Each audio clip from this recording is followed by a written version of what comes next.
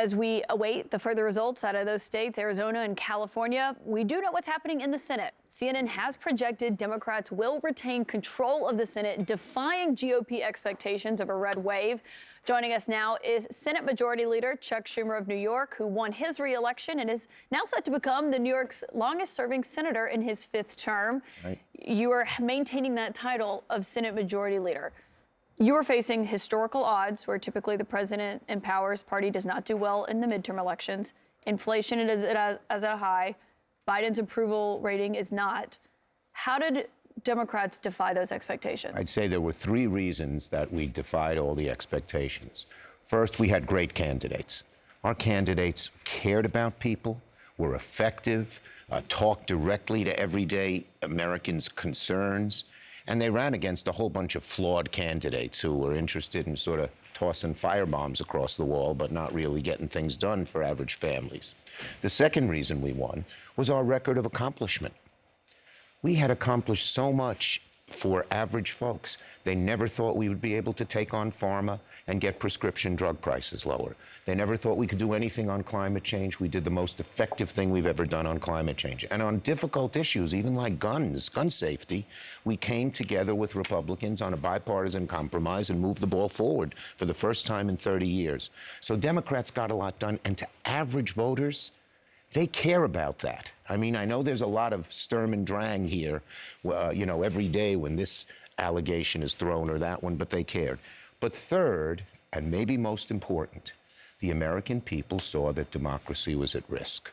They saw that there were these MAGA Republicans who denied the election. That's one of the fundamentals of a democracy. When you lose an election, you don't say the election was a fraud and you call it off.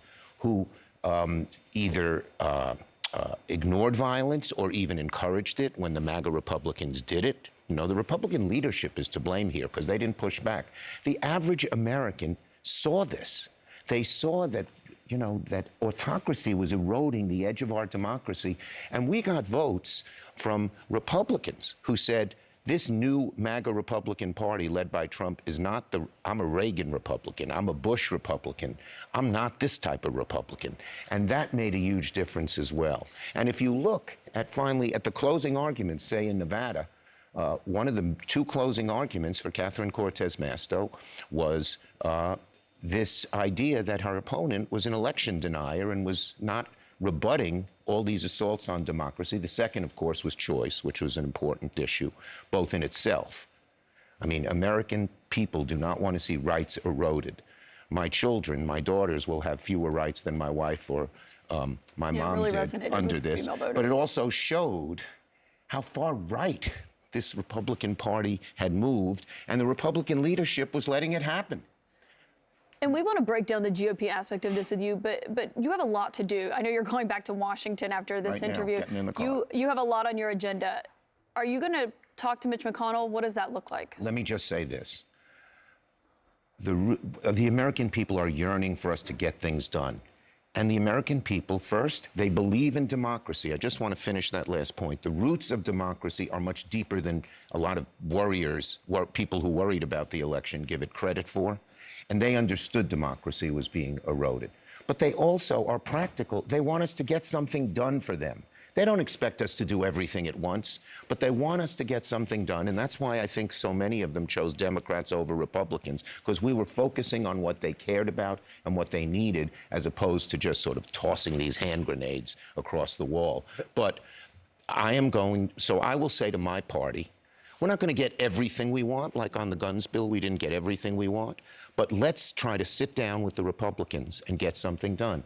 And even more, and just as importantly, I am going to say to the Republicans in the Senate, who are not the MAGA Republicans, stop letting them lead your party. Work with us to get things done. And I intend to sit down with Mitch McConnell and express that. And I think you've been saying that. You've been asking for it. Go on. Just quickly, when are you're sitting down with Mitch McConnell this week? No, I intend, I've said this yesterday and the day before too, I intend to sit down with him and say, we should be working together. You're not going to get the extremists in your party to work with anybody, but the rest of us can work together and get them some real things done for the American people. And in answer to your question, Don, we got plenty of the Do you think it's going to work this time? Well, in the last Senate, where we got so much credit in June, July, and August for getting so much done, and it helped change the election around, 5 of those 6 bills were bipartisan. The guns bill was bipartisan. The bill to help our veterans who were exposed to the toxic toxins that came out of the burn pits was bipartisan. The most major industrial policy bill ever, or in a very long time, the CHIPS and Science bill, was bipartisan.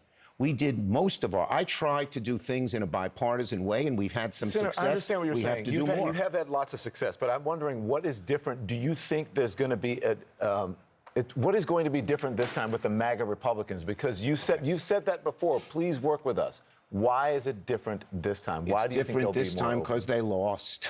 They all expected to win. The red wave proved to be a red mirage. And one, if not the main reason, but one of the main reasons for sure, was that average American folks, even those in the middle, even those who tended to be Republican, said, I'm afraid of this MAGA. They're trying to ruin our democracy. It's not, if you look at the numbers, if you look at the results, House and Senate, the MAGA Republican way didn't work. The MAGA Republican candidates across the board, you just showed some of them, lost. Yeah. So if you're a good leader of a Republican Party, you say continuing to follow them is a path to disaster. Just one more follow-up to that. Sure. Okay, so listen, the messaging.